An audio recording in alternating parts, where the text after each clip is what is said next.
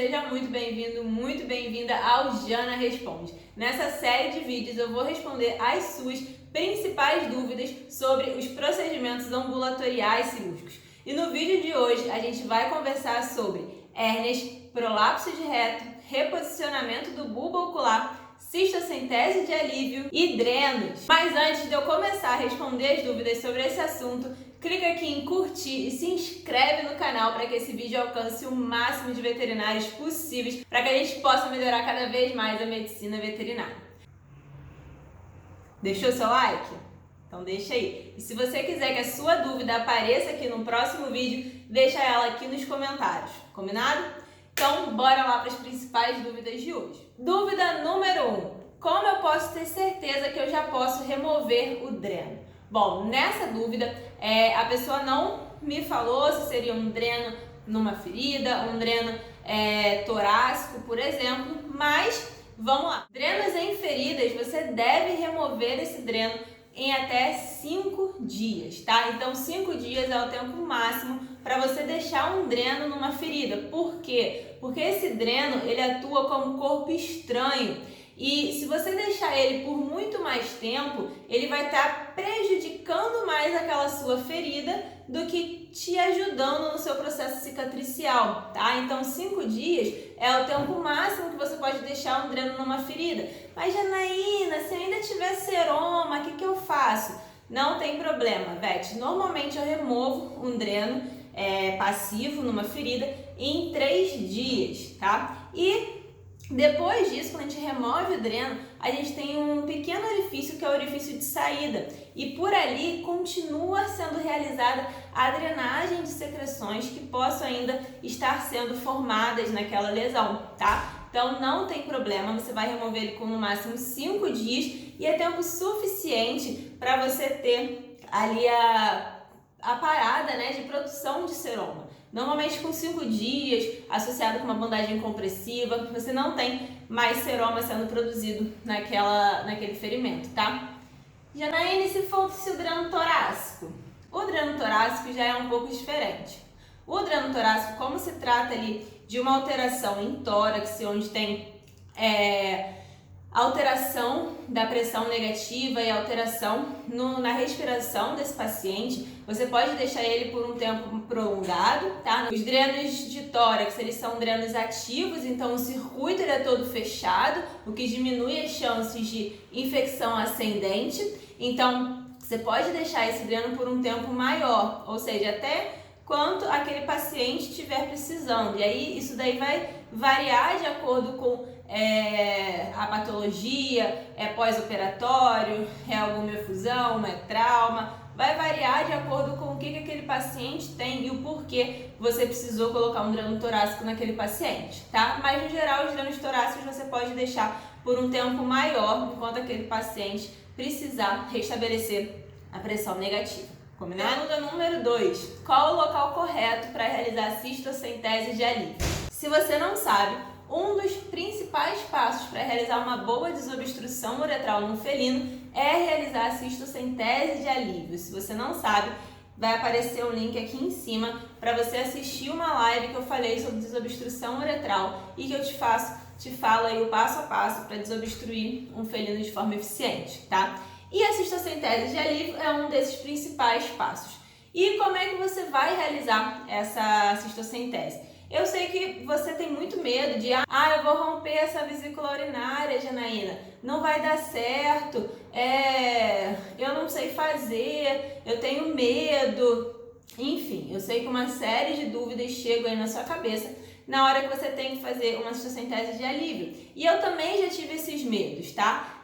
Uma vez eu fiz uma cistocentese de alívio numa paciente que estava na mesa cirúrgica, tá? Era uma cirurgia de cesariana de emergência e a vesícula urinária dela estava muito grande, muito distendida. Possivelmente por conta da dor, ela não estava conseguindo urinar. Então a vesícula urinária dela estava muito distendida e atrapalhando ali a cirurgia de remoção ali dos fetos. Então eu fui, vou esvaziar essa vesícula urinária. Peguei uma agulha e esvaziei essa vesícula urinária.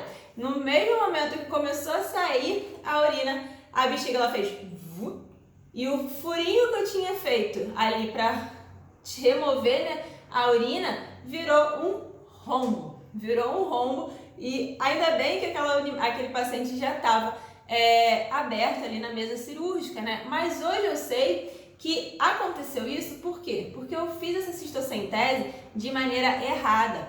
E qual que é a maneira correta para você realizar a cistocentese? Num paciente aí, quando a gente fala no felino obstruído, né? Como é que você vai fazer essa cistocentese?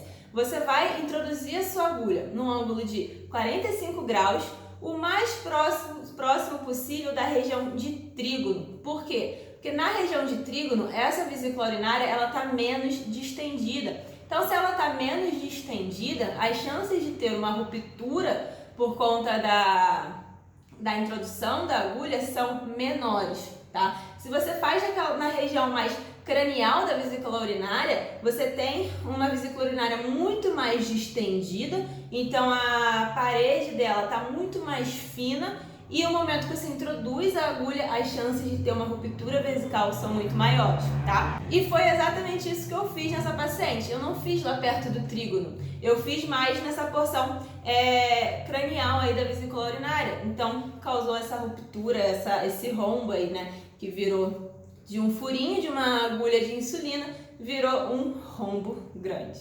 Tá? A terceira pergunta é sobre reposicionamento de bulbo ocular, num caso de uma proptose de bulbo ocular. Mas antes de eu responder essa pergunta, eu quero saber se você já deixou seu like aqui no vídeo, para que ele alcance o maior número possível de veterinários. Se não deixou, deixa aí.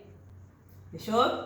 Então bora lá. A terceira pergunta: como saber se eu posso reposicionar ou não um olho?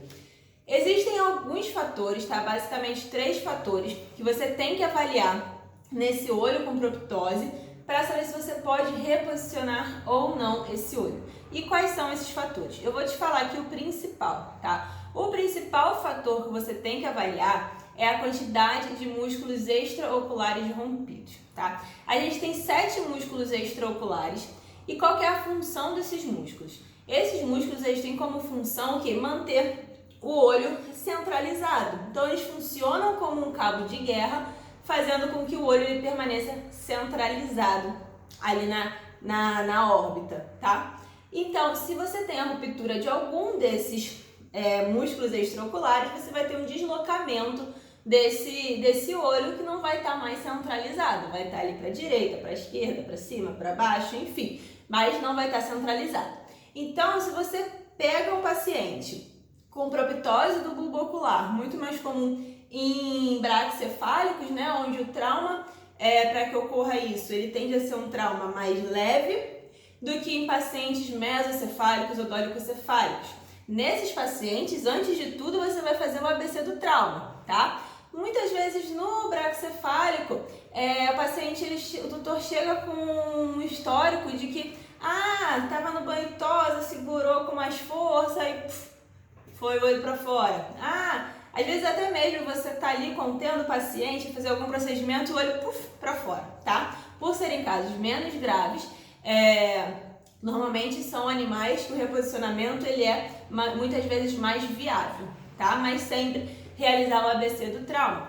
Então, o principal fator que você avalia num olho em proptose é a quantidade desses músculos extraoculares rompidos, tá?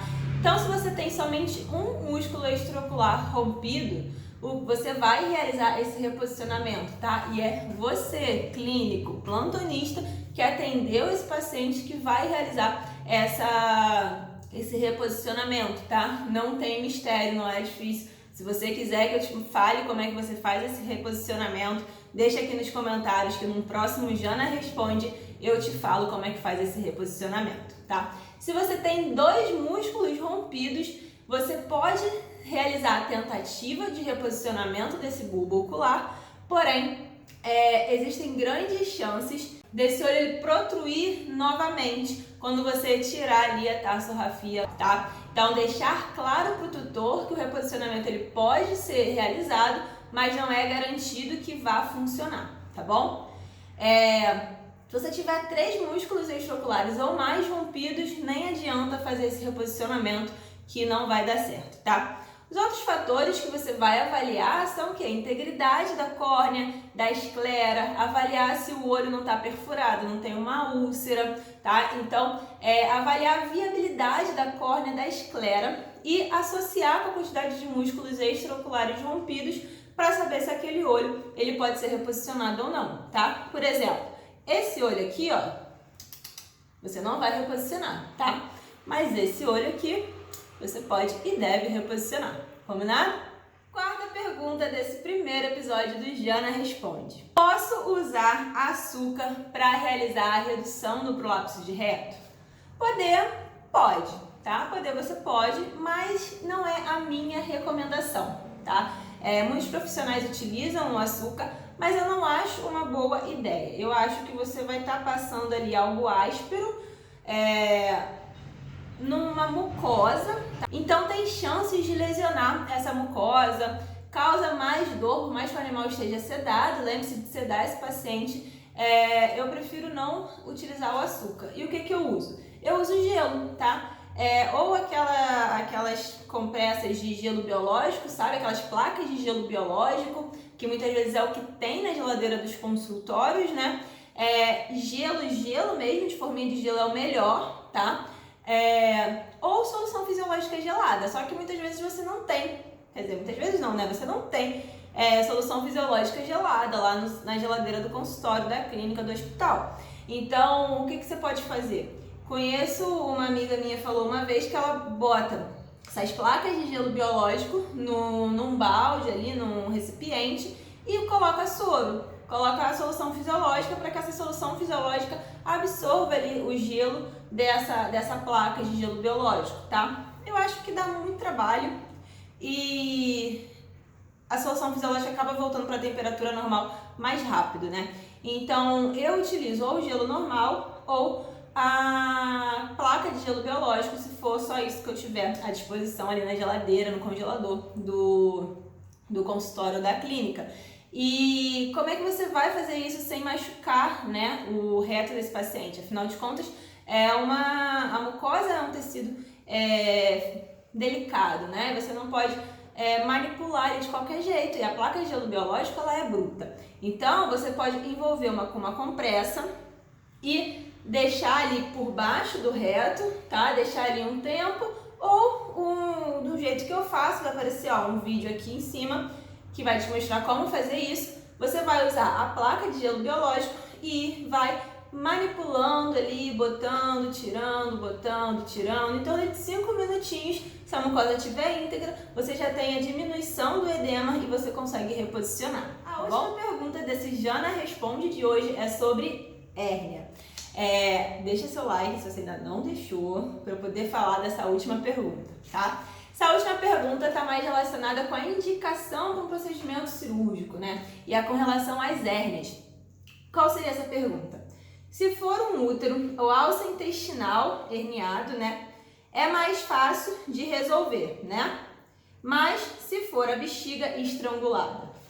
Gente, a gente tem alguns tipos de hérnias, digamos assim, né? A gente tem as hérnias redutíveis e as hérnias irredutíveis. Dessas hérnias irredutíveis, a gente tem as hérnias estranguladas e as encarceradas, tá? E aí, isso daí vai independente se for útero, intestino, bexiga, baço, independente do órgão que está herniado, a hérnia estrangulada, ela é mais grave do que a hérnia encarcerada. Então, independente se eu tenho uma alça intestinal herniada ou uma vesícula urinária herniada, vai ser tão difícil quanto se as duas estiverem estranguladas, vai ter o mesmo grau de complexidade, tá? Se for um útero, acaba sendo um pouco mais fácil, por quê? Porque você vai fazer uma SH e vai remover aquele útero, tá? Se for uma alça intestinal, já é um pouco mais complexo, porque o cirurgião precisa fazer a enterectomia, e aí é um pós-operatório mais delicado. Então, exige cuidados pós-operatórios mais delicados. Se for uma vesícula urinária, pode ser necessário a realização de cistectomia, tá? Então, tudo tem que ser avaliado e as hérnias estranguladas e encarceradas, elas são quadros de emergência cirúrgica, tá? Na verdade, as hérnias encarceradas são uma urgência, porque a gente já tem um grau de aderência ali ao redor do órgão, então ela tem grande chance de se tornar estrangulada. Quando ela está estrangulada, ela se torna uma emergência. Por quê? Porque você tem obstrução dos vasos ali, do retorno venoso, então você pode ter uma ruptura de intestino, de baço, de vesícula urinária, do que tiver ali, tá? Uma vez eu peguei um útero herniado, uma hérnia inguinal, o útero com piometra. A gente entrou com ela para cirurgia de piometra, achamos que ela tinha um aumento na região inguinal que parecia muito uma neoplasia mamária. E aí a gente entrou e eu tô puxando o lado do útero e não vem. Quando eu vi ali a região inguinal mexendo, o útero estava herniado com piometra e já estava ali encarcerado, já tinha aderência do anel herniário com o útero, tá? Então eu precisei manipular também aquela região para poder reduzir aquela hérnia, reduzir aquele útero e realizar a rafia, tanto da região da hérnia quanto da cirurgia normal, tá bom? Então, independente do órgão que está herniado, vai ser mais difícil se esse órgão estiver estrangulado, sempre, tá bom? Esse foi o primeiro episódio do Jana Responde. Se você gostou, deixa seu like, compartilha com um amigo para que chegue no maior número possível de veterinários e que a gente possa melhorar cada vez mais a qualidade da medicina veterinária. E se você quer que a sua pergunta esteja aqui num próximo episódio, deixa ela aqui nos comentários ou lá na caixinha de perguntas do Instagram, que semanalmente eu vou estar realizando um vídeo do Jana Responde, respondendo as suas principais dúvidas sobre o ambulatório cirúrgico. Beijo!